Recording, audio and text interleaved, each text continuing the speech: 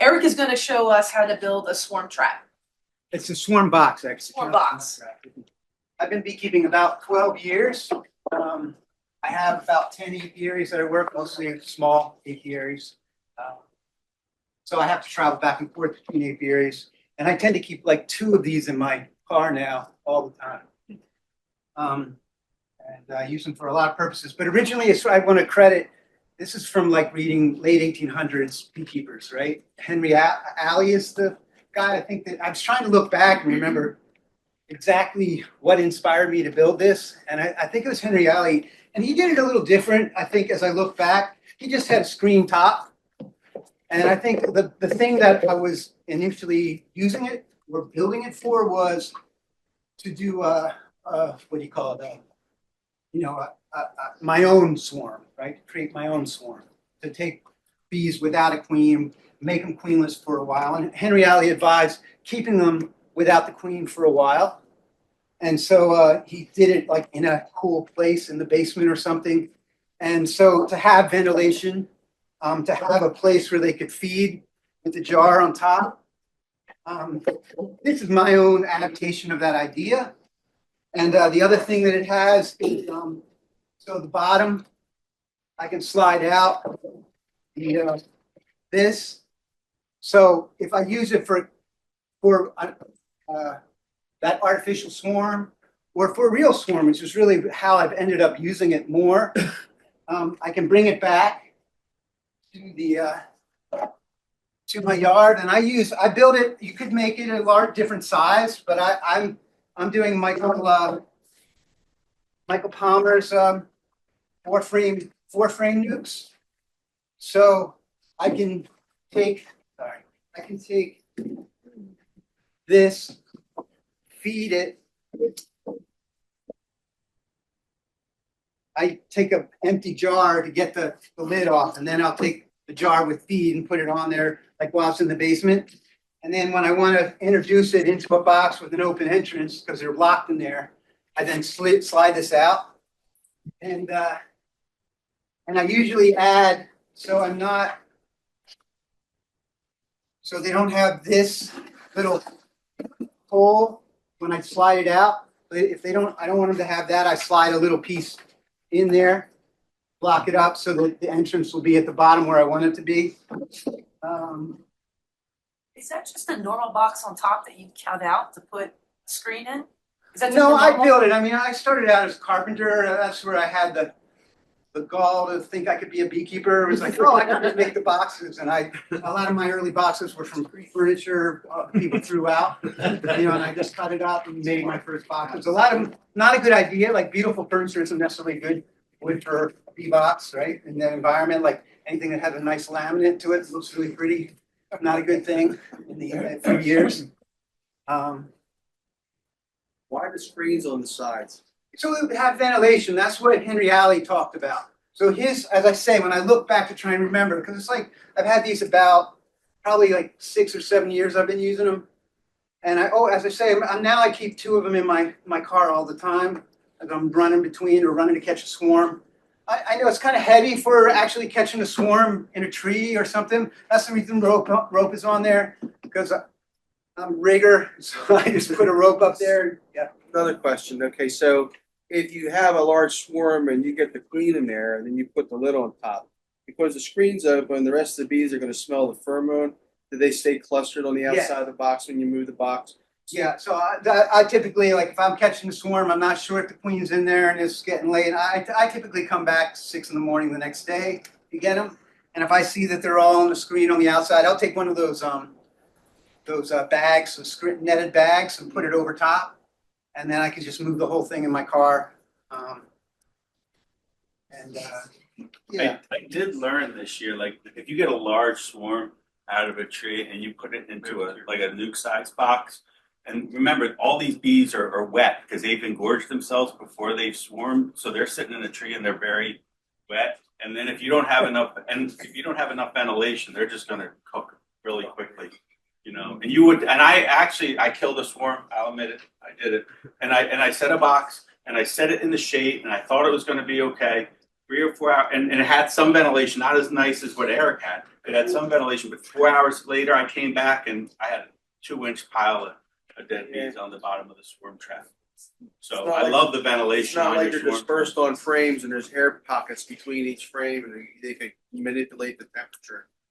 They're just No. a big ball inside a box. Correct. Oh, it killed me. Well, it didn't kill me. Make you sad, I'm saying.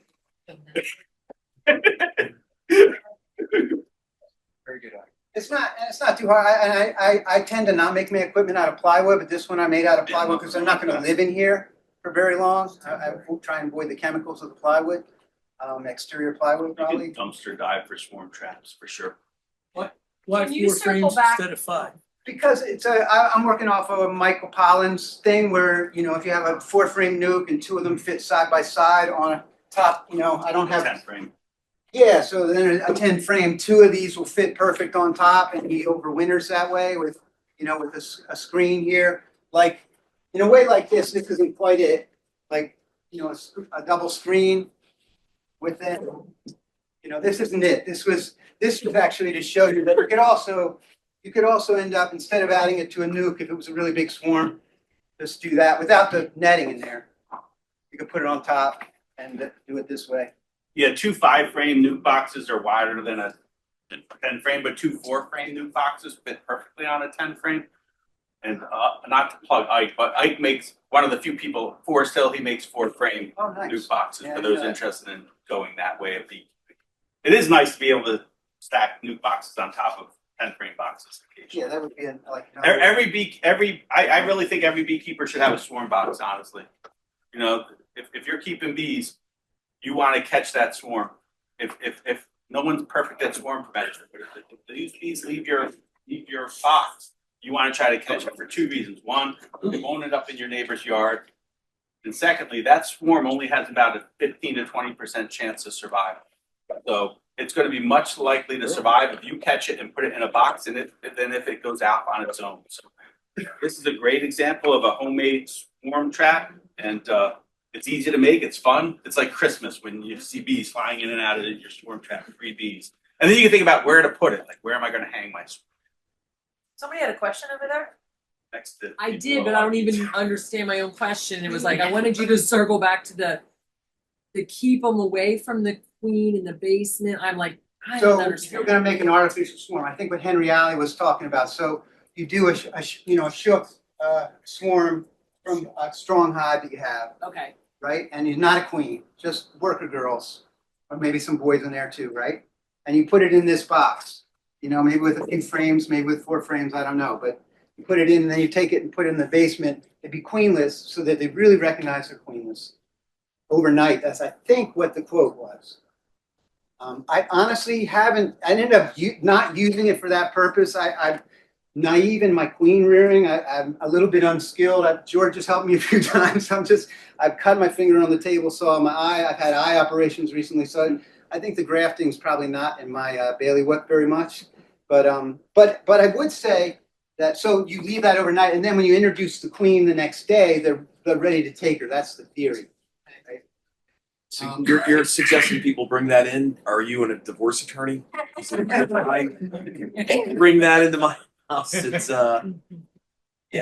I'm not going to comment on that. You have a question? Yeah, just to be clear, are you putting frames in the boxes or are you just putting? Sometimes, like when I go catch a swarm, I might not have a frame. I might just go with an empty box, or I might put one in on the side, so I have that room to dump the swarm in there. And then I just cover it up, and they don't. In a way, one of the problems I had early on when I first started using this and then bringing them back to the yard and putting it on here and introducing them is they'd stay up here for too long. They liked it up here. So in a way, I don't want them to like it if I'm catching a swarm, and I want them to move down here. And this box I got nice frames in with maybe a little bit of, if I have some, some honey or some pollen or something to attract them or draw them home anyway. And then I put this on, they move down. Once I take that thing out, they'll move down. Even though there's a little bit of food up here, they'll move down. And then I don't have to work too hard to move them into this box. You know you're a beekeeper if you have one of these in your trunk. right. I do too now, really, because also Put the trunk in your car. it's great for like a great tool. Like I come to a yard and oh shit, I messed up, and there's some queen cells there, and I want to make a split. but I'm gonna take it to the other, oh, there was a queenless hive at the other yard. So, just throw the frame with the queen cell in there and some bees. It's secure. I'll take it to the other yard. So that's, it's just a tool that I use now all the time. Question over And in here. the car, it's ventilated like it's talking about. So it's easy to move them in a hot car. It's kind of. To answer a question that was interjected earlier, using plywood, we've used particle board very successfully. And bees don't object to that at all. 3/8" particle board, we make our swarm traps the size of both those boxes. And we got one tree, I won't tell anyone where it is, we got 4 swarms last year on one tree. Wow. We got 3. One thing also to help with recycling, there's a lot of construction going around here, new house construction. What you want to do is keep your eye on it if you're going past it. And towards the end of the construction, they're gonna put that dumpster there and they'll rip out all the 2x4s and plywood and other boards that they use. I filled up my pickup truck 2 years ago. I'm still working on it. I got 25 boxes I made out of that stuff for free. Free wood's not a bad number. So, and they throw it away, so you're actually doing a double duty, you're reusing it and recycling and reusing it in effect, so it's free and, keep your eye out for construction, there's a lot of it around here, so they just trash it.